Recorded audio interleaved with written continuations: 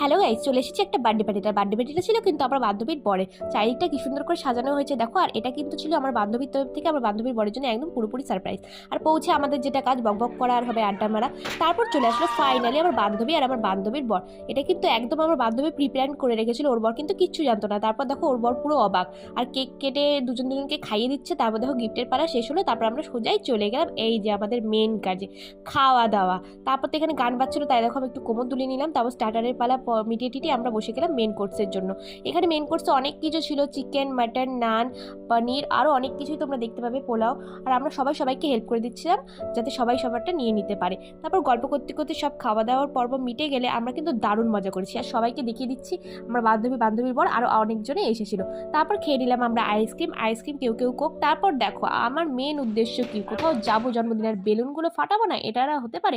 আমার ভাই এটাই অভ্যাস। তারপর ওখান থেকে আমি বাড়ি চলে আসলাম। তোমাদের ভিডিওটা